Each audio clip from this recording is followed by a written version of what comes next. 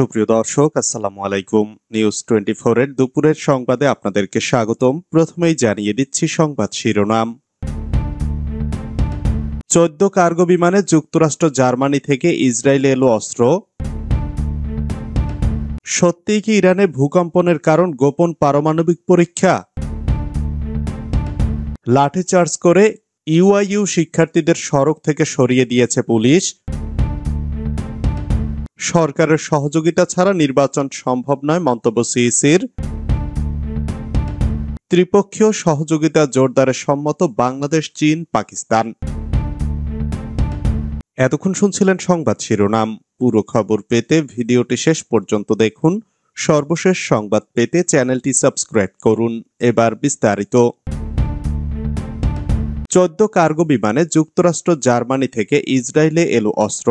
ইরানের সঙ্গে চলমান সংঘাতের মধ্যে যুক্তরাষ্ট্র ও জার্মানি থেকে আসা 14টি সামরিক কার্গো বিমান ইসরায়েলে পৌঁছেছে। এসব বিমানে সেনাবাহিনীর জন্য বিভিন্ন সামরিক সরঞ্জাম ও সহায়তা উপকরণ রয়েছে বলে জানিয়েছে ইসরায়েলি প্রতিরক্ষা মন্ত্রণালয়। এক প্রতিবেদনে এ তথ্য জানিয়েছে বার্তা সংস্থা আনাদোলু এজেন্সি। বৃহস্পতিবার এক বিবৃতিতে দেশটির মন্ত্রণালয় জানায়, গত 13 জুন ইরানের বিরুদ্ধে ইসরায়েলি হামলা শুরু হওয়ার পর থেকেই দেশটি আকাশ ও সমুদ্র পথে সামরিক সরঞ্জাম পরিবহন কার্যক্রম চালিয়ে যাচ্ছে। এই কার্যক্রমের অংশ হিসাবেই নতুন এই চালান এসেছে। বিবৃতিতে বলা হয়, এই সরঞ্জামগুলো সেনাবাহিনীর অপারেশনাল প্রস্তুতি জোরদারে সহায়ক হবে। মন্ত্রণালয় আরও জানায়, এটি নতুন চালান হলেও গত বছরের 7 অক্টোবর গাজা উপত্যকায় ইসরায়েলি হামলা শুরুর পর থেকে এখন পর্যন্ত 800-র বেশি সামরিক কার্গো বিমান ইসরায়েলে পৌঁছেছে। তবে নতুন করে আসা সরঞ্জামগুলো কি ধরনের সে বিষয়ে বিস্তারিত কিছু জানায়নি ইসরায়েলি কর্তৃপক্ষ।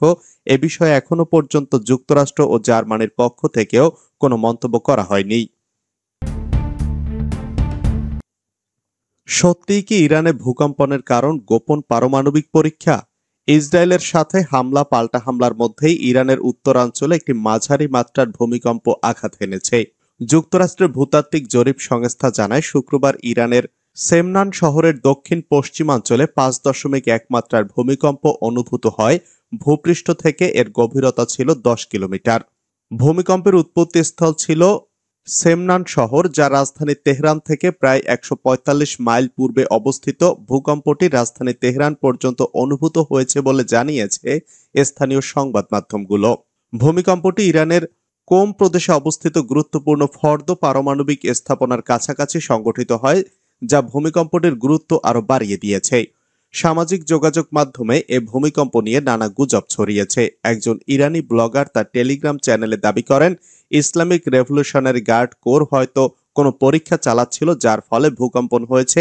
তবে এই দাবি এখনো নির্ভরযোগ্য কোনো সূত্র নিশ্চিত হয়নি। লাঠিচার্জ করে ইউআইইউ শিক্ষার্থীদের সড়ক থেকে সরিয়ে দিয়েছে পুলিশ। ইউনাইটেড ইন্টারন্যাশনাল ইউনিভার্সিটির 26 জন শিক্ষার্থীর বহিষ্কারাদেশ প্রত্যাহার সহ আরও কিছু দাবিতে নতুন বাজারে অবস্থান নেওয়া শিক্ষার্থীদের উপর পুলিশের লাঠিচার্জের অভিযোগ এসেছে। শনিবার সকাল 8:15 থেকে শিক্ষার্থীরা সড়ক অবরোধ শুরু করে। পরে বেলা 11:15টায় পুলিশ তাদের চাপ প্রয়োগ করে সড়ক থেকে সরিয়ে দেয়। প্রত্যক্ষদর্শী ও আন্দোলনকারী শিক্ষার্থীরা জানান, তারা শান্তিপূর্ণভাবে বহিষ্কার প্রত্যাহার এবং প্রশাসনের স্বেচ্ছাচারিতার প্রতিবাদ জানাচ্ছিলেন, কিন্তু সকাল 9টার দিকে পুলিশ তাদের সরে যেতে বলে। শিক্ষার্থীরা সরে না দাঁড়ালে পুলিশ লাঠিচার্জ শুরু করে এবং জোরপূর্বক সড়ক থেকে সরিয়ে দেয়। এতে কয়েকজন শিক্ষার্থী আহত হয়েছেন বলে জানা গেছে। আন্দোলনরত একাধিক শিক্ষার্থী বলেন, আমরা শান্তিপূর্ণভাবে বসেছিলাম, কোনো ভাঙচুর বা সহিংসতা করিনি, অথচ পুলিশ এসে কোনো পূর্ব সতর্কতা ছাড়াই আমাদের মারধর করে, ধাক্কা দিতে দিতে সরিয়ে দেয়। তিনি আরো বলেন, এই ঘটনায় বোঝা যায় প্রশাসন কেবল আমাদের মুখ বন্ধ করতেই চায়। আমাদের বহিষ্কার অন্যায়ভাবে করা হয়েছে এটা বলারও সুযোগ দেওয়া হচ্ছে না। সরকারের সহযোগিতা ছাড়া নির্বাচন সম্ভব নয় মন্তব্য সিইসির। ইসি যতই স্বাধীন হোক না কেন, সরকারের সহযোগিতা ছাড়া নির্বাচন সম্ভব নয় বলে মন্তব্য করেছেন প্রধান নির্বাচন কমিশনার এএমএম নাসির উদ্দিন। শনিবার সকালে নির্বাচনী প্রশিক্ষণ ইনস্টিটিউটে নির্বাচনী আইন ও বিধি সংক্রান্ত প্রশিক্ষণের উদ্বোধনী অনুষ্ঠান শেষে সাংবাদিকদের প্রশ্নের জবাবে তিনি কথা বলেন। সিইসি এএমএম নাসির উদ্দিন বলেন, নির্বাচন ইস্যুতে সময় এলেই সরকারের সঙ্গে আলোচনা হবে, সরকার ছাড়া নির্বাচন সম্ভব নয়। সরকারের সঙ্গে কমিশন যোগাযোগ রাখছে জানিয়ে সিইসি জানান, নির্বাচন করতে হলে সরকারের মুখ্য ভূমিকা লাগবে। নির্বাচনের কাজ এগিয়ে নেওয়ার জন্য কমিশনের কর্মপরিকল্পনা আছে, প্রয়োজনে কর্মপরিকল্পনা পরিবর্তন হবে। ত্রিপক্ষীয় সহযোগিতা জোরদারের সম্মত বাংলাদেশ, চীন, পাকিস্তান। ত্রিপক্ষীয় সহযোগিতা বিষয়ে বিস্তৃত আলোচনা করেছে বাংলাদেশ, চীন ও পাকিস্তান। সেই সঙ্গে পরস্পরের প্রতি প্রতিবেশী সুলভ আচরণ, পারস্পরিক আস্থা, সমতা, উন্মুক্ততা, অন্তর্ভুক্তি ও যৌথ উন্নয়নের নীতির ভিত্তিতে এই সম্পর্ক এগিয়ে নেওয়ার ব্যাপারে সম্মত হয়েছে দেশ তিনটি। চীনের পররাষ্ট্র মন্ত্রণালয় জানিয়েছে, চীনের কুনমিং শহরে গত বৃহস্পতিবার অনুষ্ঠিত এক বৈঠকে এ বিষয়ে আলোচনা হয়। বৈঠকে তিন দেশেই জোর দিয়ে বলেছে, চীন, বাংলাদেশ, পাকিস্তান যৌথ সহযোগিতা সত্যিকারের বহুপাক্ষিকতা ও উন্মুক্ত আঞ্চলিকতাকে অনুসরণ করে। এই সম্পর্ক যে তৃতীয় কোনো পক্ষের বিরুদ্ধে নয় তাও উল্লেখ করা হয়। ইসরায়েলে আবারও ক্ষেপণাস্ত্র ছুড়েছে ইরান।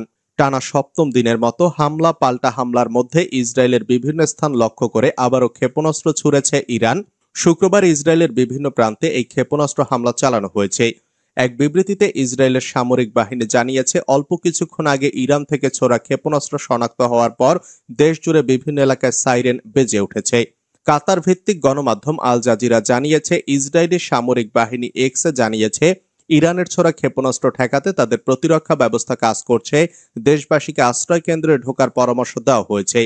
ব্রিটিশ গণমাধ্যম রয়টার্স জানিয়েছে, জেরুজালেম এবং তেল আবিবে বিস্ফোরণের শব্দ শোনা গেছে। ইসরায়েলি বিমান বাহিনী ইরানের ছোড়া ক্ষেপণাস্ত্র প্রতিহত করার কাজ করছে। ছাত্রলীগকে পেটাতে গিয়ে ছাত্রদল ছাত্র শিবির ধাওয়াধাওয়ি।